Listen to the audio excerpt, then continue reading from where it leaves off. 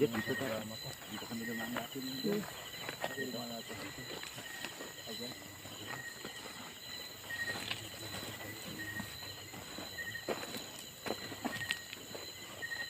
Madaanan ba tayo sapa dyan? Ito ba? Bro, ingat kayo. Kasi may mga santilit dito. Masakit yung santilit, pero mas masakit yung iiwan. Yung iwan ka. Iiwan ka ng mahal. Ayan o. May santilit. Nabulok bay. Sakit pag ano ito sa... Masakit wala sa gatan pero mas masakit yung iniwan. Yan. Mas masakit yung wala ko iwan. Wala kang buta bro.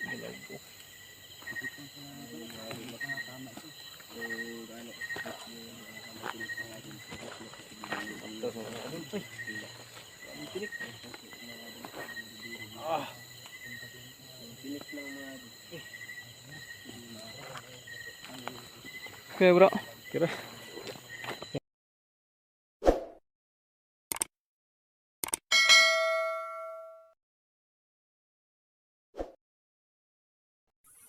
So hello mga idol, magandang araw sa inyo lahat, no? So ngayong araw na to ay pupunta tayo dito sa ilog para meron akong isang paalala sa inyo na huwag nyo itong gayahin, huwag nyo itong kunin para hindi kayo mapahamak. So andito tayo sa ilog na to para hanap tayo ng isang crab o tinatawag namin na piyo. So dito sa design na to o anong tawag dito, isang talon. Yan, akya tayo dito para hanap tayo ng isang piyo. Pero yun guys, yung piyo na kukunin natin is yung kulay lang pula. So hindi tayo kukuha ng kulay puti kasi yung kulay puti hindi natin dapat kukunin. So, yung kulay puti kasi yung kulay puti ay delikado yun sa pagkukunin natin. So ipapakita ko lang sa inyo ang sinasabi kong crab. So dito sa ilog na to, hanap tayo dito patungo dun sa taas. So sunod tayo dito hanap. Sana may makita tayo kahit isa man lang crab dito. So ito guys, mayroong isang mayroong bato. So guys, mayroong bato dito. Tingnan natin kung mayroong bang laman na tinatawag na piyo.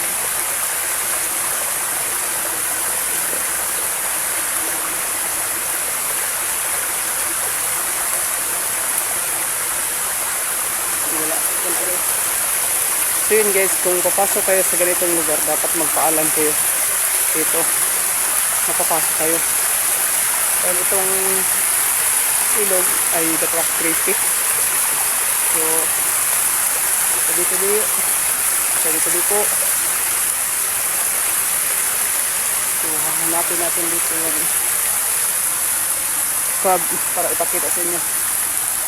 Basta hindi lang natin dadalhin kasi sobrang delikado. Lalo na yung kulay puti. So yung kulay puti na crab ay alaga yun ng mga engkanto. Kaya hindi natin yung kukunin.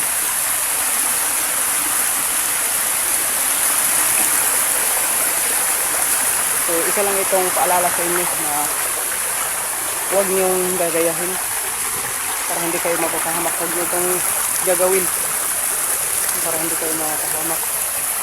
Kailangan maging ano tayo, maging alerto.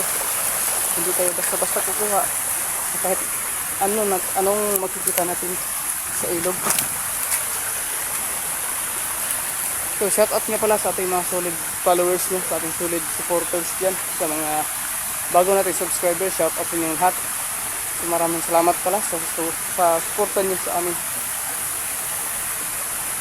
So itong video na ito mga idol,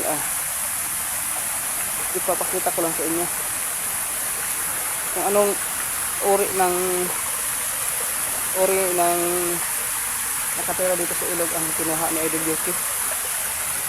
So itong video to, huling video na to para kay Idol Yuki, no? Para matahimik na siya at mapaliwanag ko rin sa inyo kung ano ang kinuha niya. So yun guys, dito sa taas. Ayan, medyo waiting na itong area na to. Ito ang delikado na. kailangan natin mag-ingat dito sa ating dalaanan para walang ibang daan dito. So hindi ito ang ilog na kinuha na ni Edelis ng crab o piyo. Iba ito. So, medyo madulas. Kailangan natin bitbitin yung sinilas natin. Hindi tayo pwede magbutas dito kasi sobrang napakadulas ng bato.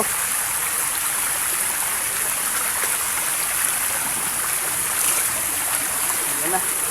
Malapit na tayo dito sa spot at wala pa rin tayo nakikita na isang piyo o tawag natin awang yung tawag sa iba. Kayong iba piyo. O para siyang crab, para siyang alimango. At ang kulay niya ay parang kulay brown. So yun guys, malapit ng umulan, no? Malaki na yung malapit nang bumuhos yung ulan, malaki na yung dagom yung sa Bisaya pa.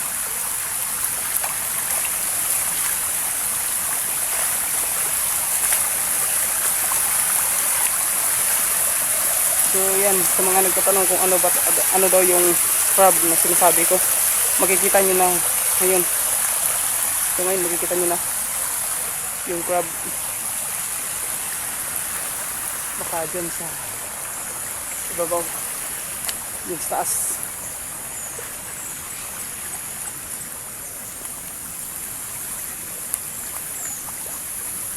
So yun guys, pagkatapos nitong video na to at matapos kong magpaliwanag sa inyo kung ano bang kinuha niya, meron akong ibang mission. Sana suportahan nyo rin ako.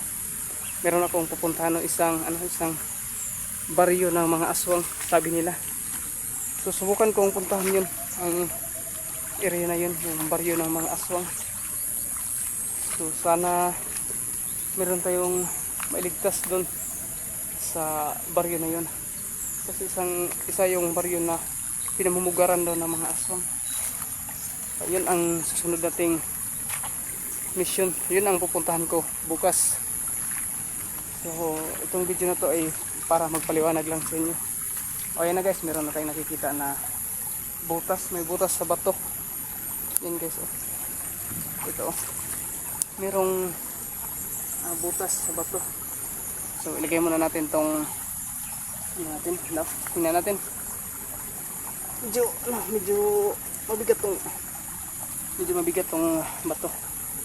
Kaya kailangan muna natin ng i-stand tong tripod natin para makita nyo talaga.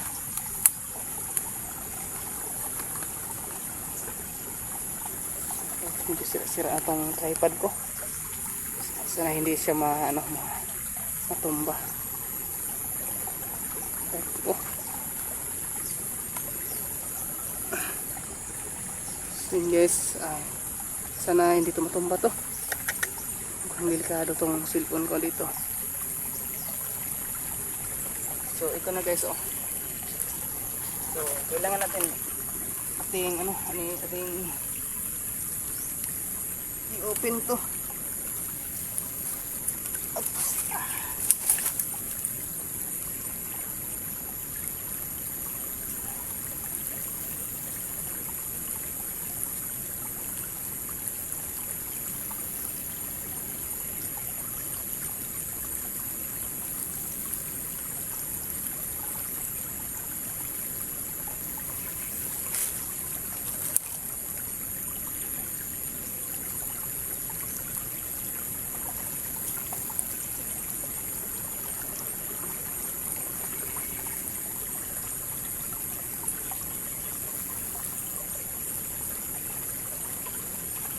Guys, walang laman. Hanap tayo ng iba na may laman. Kahit maliit ay ating kukunin para may pakita ko sa inyo. Ito, natumban naman tong natin, kamera.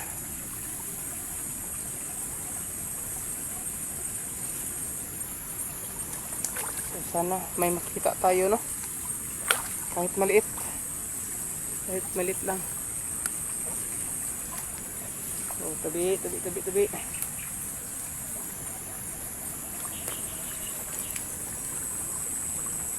Ito kaya guys.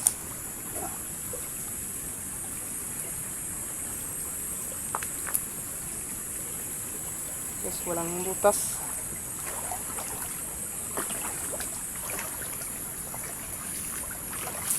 Malapit na tayo sa mataas na talon. Tabi.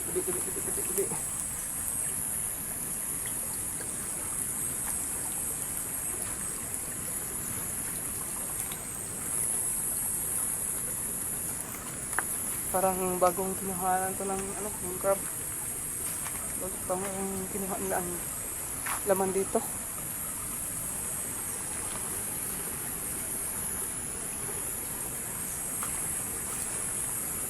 Oh, yan guys. Yan. Parang meron yan. Ito. May butas na. So, ilagay muna natin tong camera natin dito. Sana'y huwag niyong gayahin ang ginagawa ko ngayon.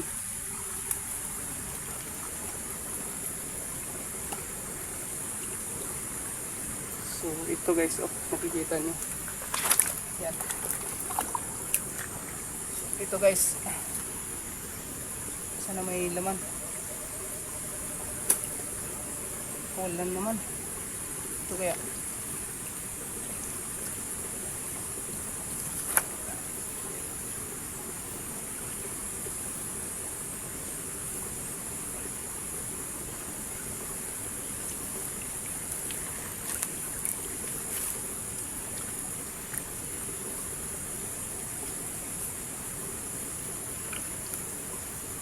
Oh, ito guys, kukuha ko na.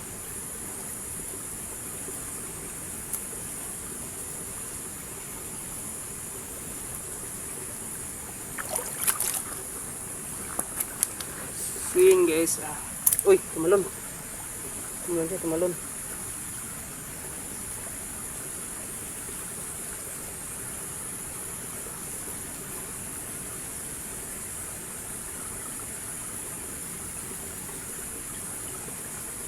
So yun guys, ganito yung kinuha ni Idol Yoki. Ganito. So makikita nyo, medyo blurred yung camera natin. Tingnan nyo ito ng maigi ha. Okay, ito guys. So yun guys, ito po yung ganito po yung kinuha ni Idol Yoki. Isang crab. So wag kayong kukuha ng kulay puti nito. Tingnan nyo ang kulay nito, kulay brown. Kulay brown. Huwag kayong kukuha ng kulay puti kasi delikado yun. Alaga yun ng mga engkanto, sabi ng mga matatanda at saka ng mga manggagamot. Yung kulay puti. Itong ganito, pwede nyo kunin. Pwede itong kainin, makain po ito. Ito ang tinatawag namin na piyo, para siyang alimango. So, yun guys, sana maliwanagan na kayo sa mga nagtatanong kung ano ba talaga yung crab na sinasabi ko na kinuha ni Idol Yoki. Ito, ganito yun. So, bitawan na natin ating pakawalan. So yun guys, pakawalan natin. Yan, tumatakbo na siya. So yun, sana maliwanagan na yung mga nyo. Yun ang tinatawag naming piyo o crab na kinuha niya.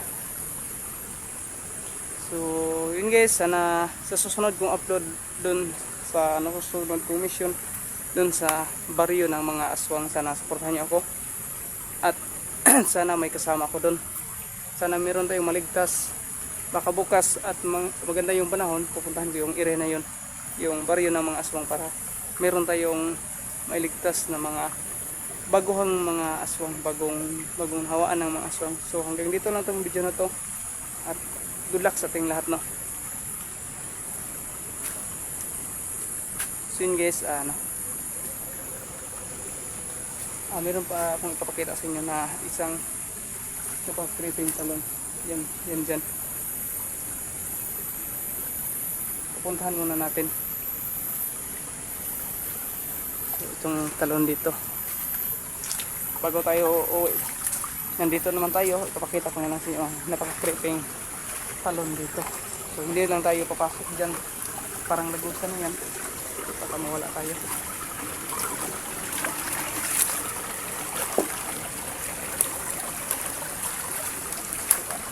Success tayo na ipakita sa inyo ang ating hinahanap.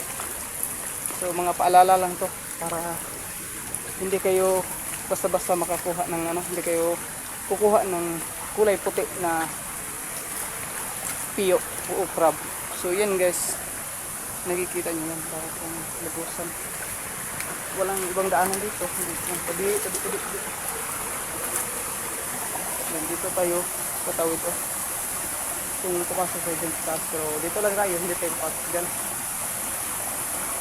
So yun guys, maraming salamat sa mga sumuporta sa atin at sa mga sumasabay-bay sa ating mga ina-upload na video. So maraming salamat at God bless and